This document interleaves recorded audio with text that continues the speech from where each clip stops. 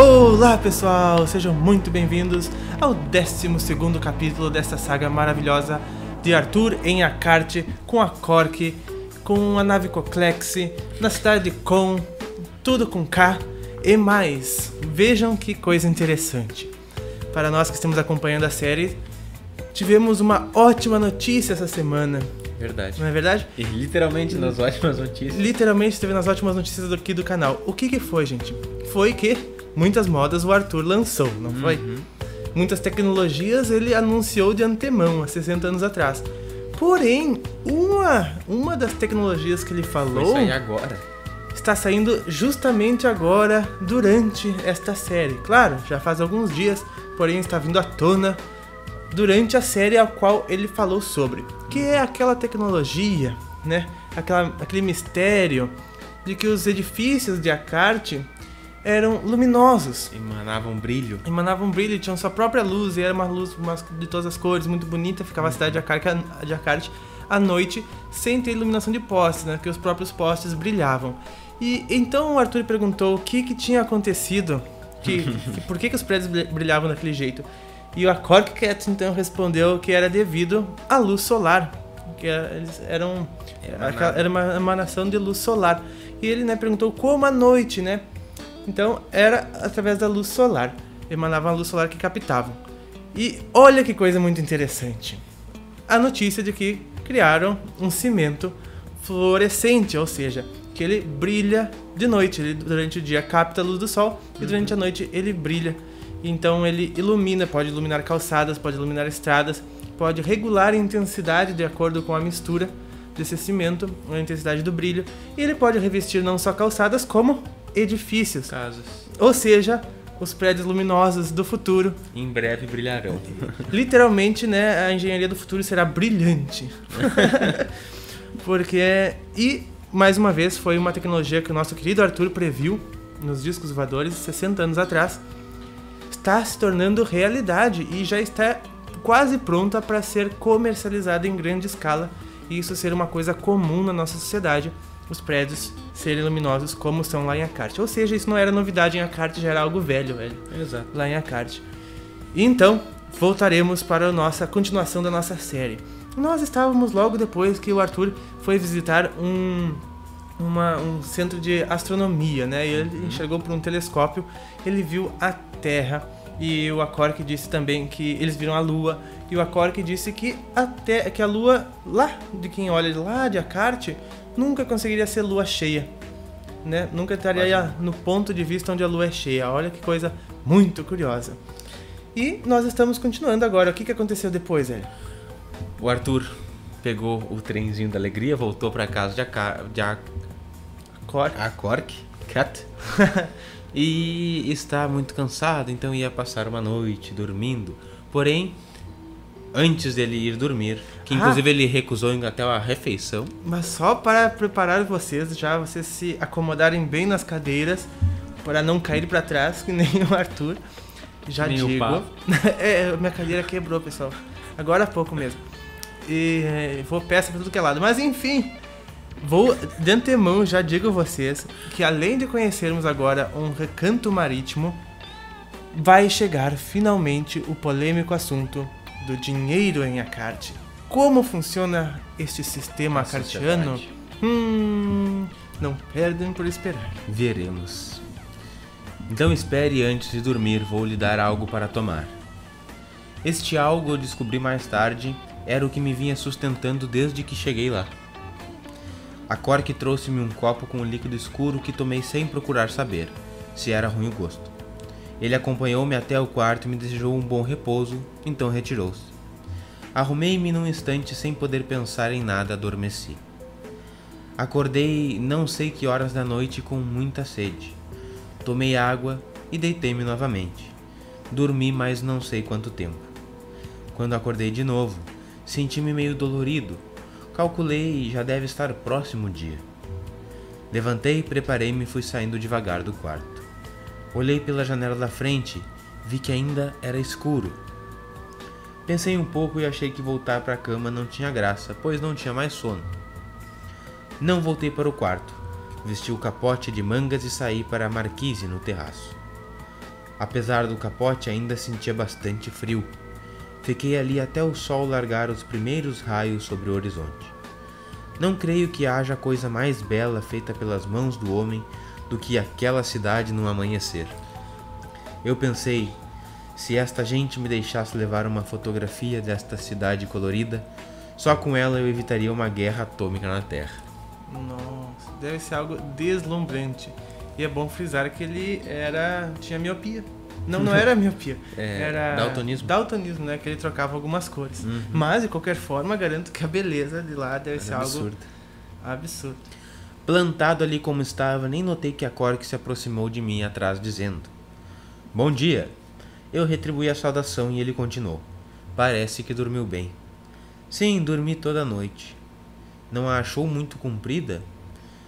"Sim, mas é que meu cansaço era muito grande também." "Faz tempo que levantou?"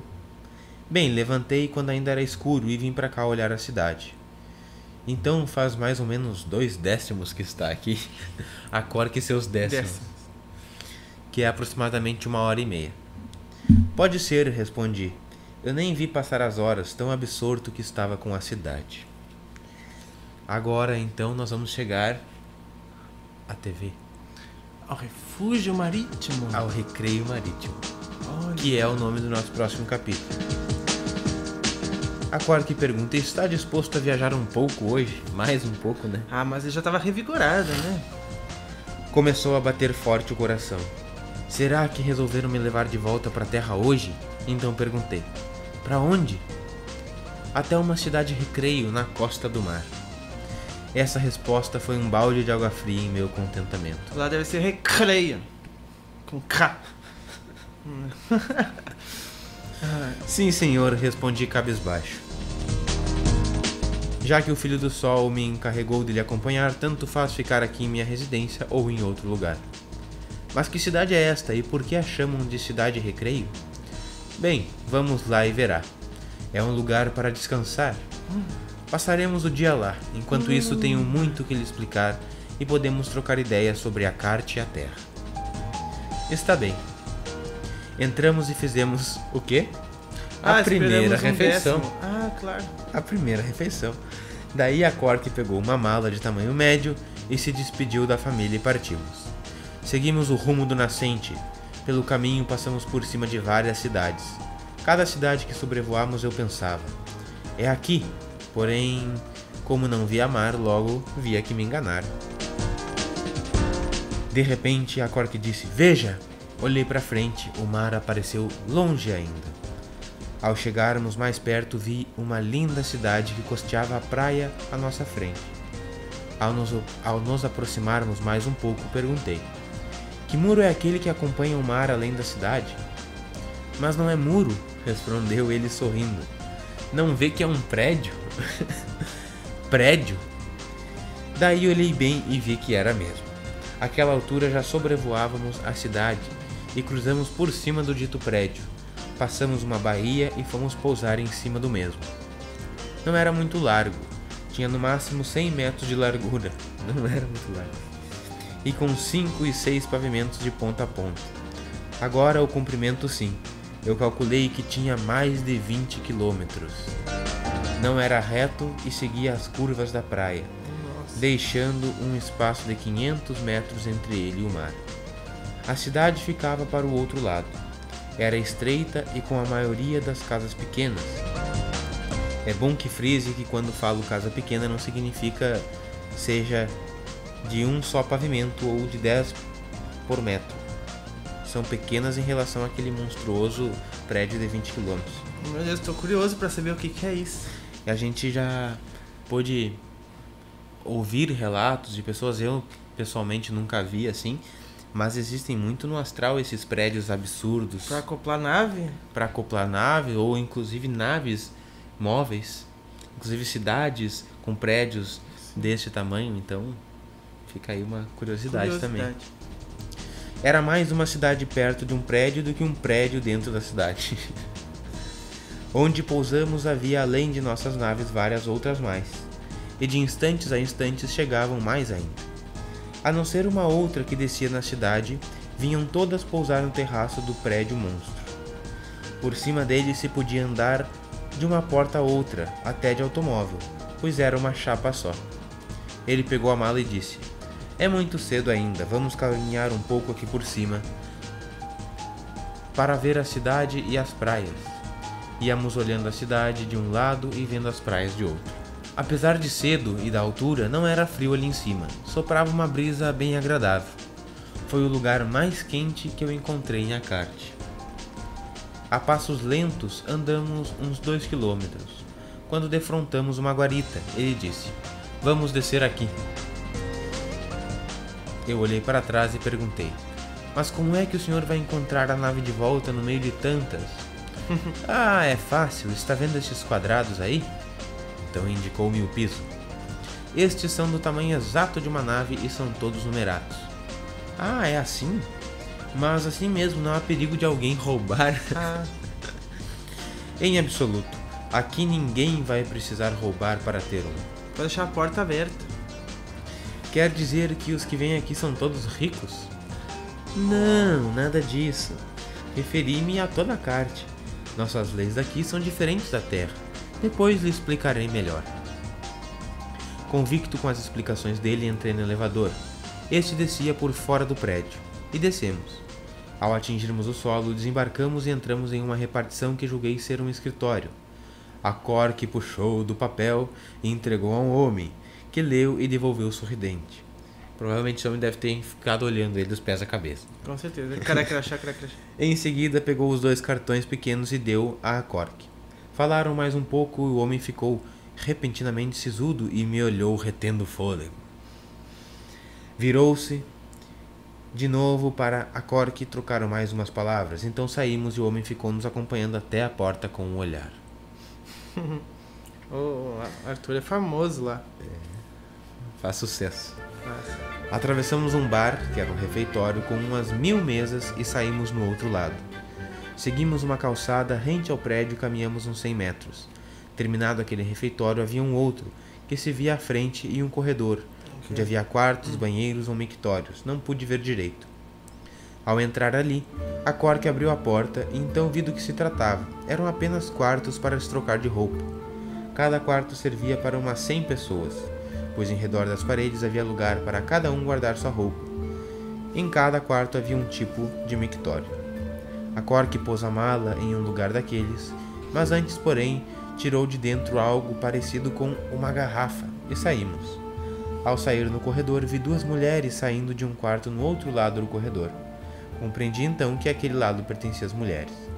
Assim que alcançamos a calçada de novo, ele deu-me um daqueles cartões e disse: "Guarde-o." Eu não quis pedir mais explicações sobre o mesmo, porque mais ou menos já sabia para que servia. Lado a lado com ele, caminhamos mais 800 metros, sempre costeando o prédio. Durante o percurso, fui observando tudo. A uns 10 metros de distância do prédio, no lado do mar, havia 2 fileiras de árvores, nem encorpadas, plantadas da distância de 10 metros mais ou menos, uma da outra. Isto de uma ponta a outra do prédio. Debaixo e entre as árvores era cheio de bancos de toda a espécie. Havia uns troços, normalmente os troços, tipo balanços pendurados nas árvores, e em armações próprias. Além das árvores, era só areia até a água do mar. Era um verdadeiro paraíso aquele lugar. Meu Deus. No tocante ao prédio, o primeiro piso era constituído somente de bares, refeitórios e quarto para trocar de roupas. Os restantes andares eram só de quartos dormitórios, pelo que eu pude deduzir. Entramos em um daqueles bares e sentamos. A Cork pediu qualquer coisa a um rapaz que atendia ali. Não pediu qualquer coisa, é dar qualquer coisa. Este foi até um balcão que ia de uma parede à outra do prédio e voltou com 2 copos, que a meu ver era água. Botou nas mãos e o depositou em cima da mesa, retirando-se em seguida. A Cork abriu a garrafa, ou lá o que fosse, e pôs um pouco em cada copo o conteúdo da garrafa. Alcançou-me um deles. "O que é isto?" "É água? Com não sei o que." Ele falou assim porque não lembro o nome que ele deu. Água com açúcar. "É preparado por minha esposa em casa." Tomei, era até bem bom, meio doce. tomamos mais 2 copos e saímos. O garçom trouxe algo preparado para a esposa dele em casa. Devia estar guardado lá, um estoque. Pois é. Dali demos umas voltas até chegar a hora da segunda refeição, claro.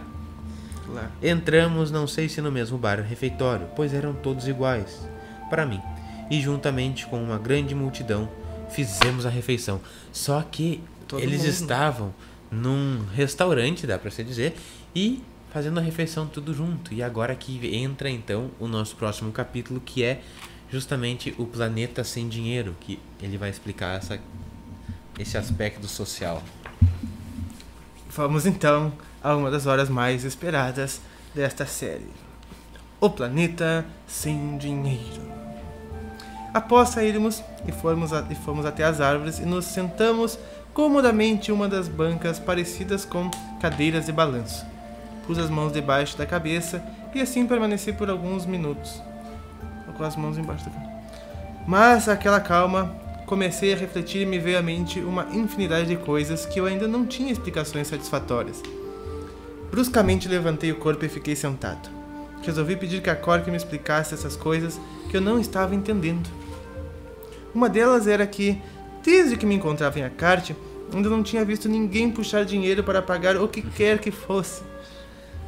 Tínhamos feito a refeição com quase 1000 pessoas, ninguém pagava nada.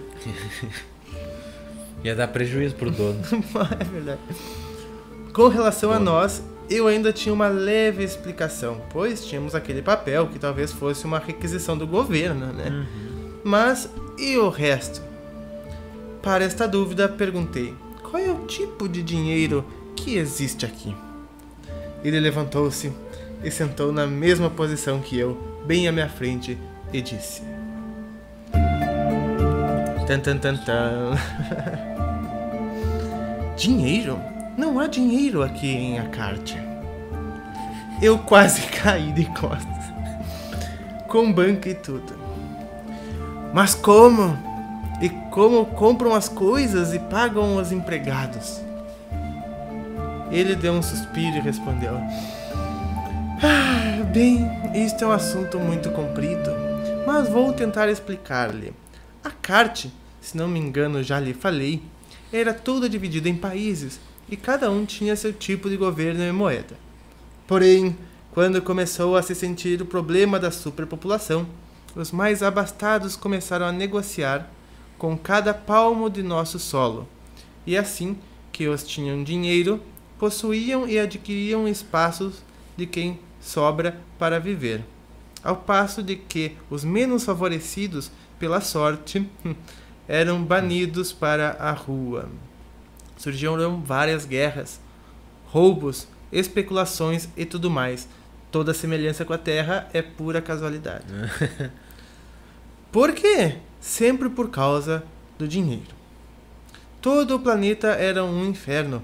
Para uns, pouco sobrava e outros, em maior número, morriam de fome, miséria e doenças.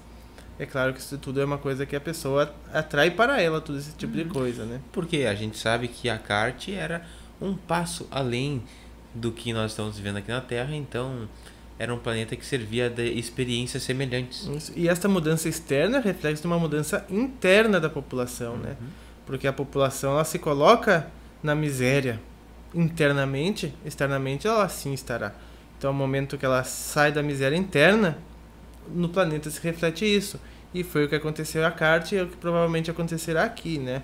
Não que o dinheiro seja o problema, como muitos podem pensar escutando isto, mas sim, né, de que é o homem que faz o uso dele, não é verdade? Exato.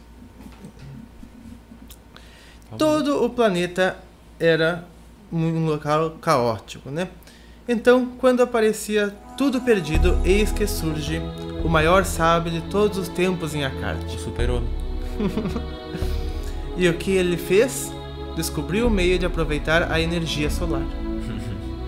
Chegou já o Nassim aí, tá aí. É verdade. E o que teve a ver com a situação do dinheiro? Muita coisa. Uma vez descoberta, ele e mais dos outros de seus seguidores inventaram as armas que possuímos atualmente. Ele era rico ou pobre? Muito rico, mas empregou toda a sua fortuna em pesquisas que resultaram em benefício de todos. De que maneira? Da seguinte maneira. Quando ele conseguiu inventar o neutralizador, não revelou a ninguém o seu invento, mas deu provas cabais de que o era capaz de fazer com a tal arma. Ameaçou a todos os países para que, se não encontrassem um denominador comum para suas divergências, ele usaria aquela arma. Pra mim tá parecendo uma história de Ninar do Acordo, né? Ou uma super ultra simplificação. E apresentou um plano global para salvar o planeta. Então, todos, ou quase todos, lhe obedeceram. Seu primeiro passo foi abolir todas as fronteiras, fazendo de toda a Akarte um só país. Bom, cada país evoluciona do jeito que pode, né? No AMI teve outras situações de planetas que evolucionaram de outras formas, mas todos pelos mesmos motivos. Exato. O segundo foi nivelar todos os cidadãos com direitos e obrigações iguais. Para isso, teve que terminar com o dinheiro. E com isso, automaticamente terminou com a ganância, especulações, roubos, logros e todas as outras coisas mais provenientes disto. Então, ele foi uma espécie de ditador? Não, ele era diretamente o governo, mas apenas dava as ideias e os outros a punham em prática. Com certeza ele contou com o apoio de algum país forte. Não, é que, como já disse, 90% da população de Akarte vivia oprimida e na miséria, e assim compreenderam suas ideias e o apoiaram. Os restaurantes, 10% nada puderam... Os restantes 10% nada puderam fazer. Por fim, aderiram também. E outra que eles também só têm a ganhar, né? Porque quem quer os roubados? Sim. Eram eles. E como o povo o ajudou a implantar este regime, o próprio povo teve o direito de escolher seus governantes. Fizeram proposta para ser ele o escolhido, porém ele não aceitou, mas indicou um filho seu. Este foi chamado de o Homem-Sol, graças às suas descobertas. Seu filho foi chamado de o Filho do Sol. Daí a tradição de chamar nossos presidentes de Filho do Sol. Olha aí. Ah, é explicado. Por isso. É sim. Eu pensei que fosse um nome sagrado. É não.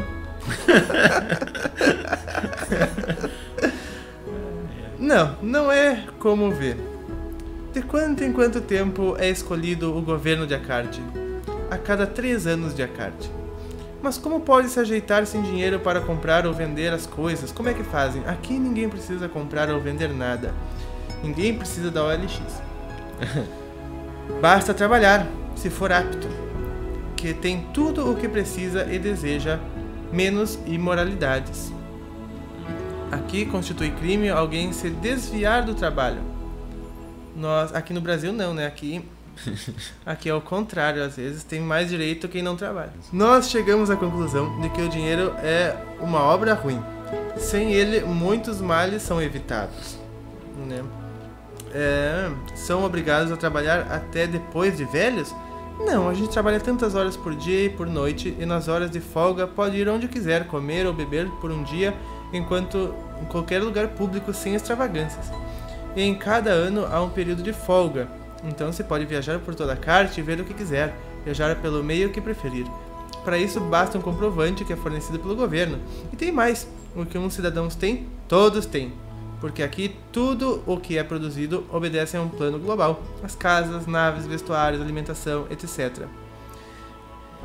Deve ser algo fantástico essa igualdade toda que tem lá, né? A paz de poder se andar, tranquilidade. Sabe o que é poder? Simplesmente só pra começar e não ter grades. Né? Só pra começar tu não tem que deixar nada trancado, fechado, com medo que sei lá, eu do que medo, né? Não existe essa experiência do medo mais. Enfim, a tranquilidade que se pode viver lá, né? E é como eu sempre digo, né? Todo mundo faz aquilo que gosta, faz o melhor. O melhor de si é fazer o que gosta. E obviamente tu vai receber o melhor dos outros. E como não há divergências de recebimento e de dar também, tu pode fazer aquilo que tu gosta e vai ter o que todos têm por isso. Exatamente. E como eu digo, né? Por mais que tenha essa igualdade em estrutura social, a igualdade interna não existe. Porque é o caso, por exemplo, assim, ó. Eu produzo vídeos cursos e palestras, certo? Faço o que eu gosto, portanto faço o melhor. Só que, se fosse só pessoas como eu no mundo, só iria existir vídeos, palestras.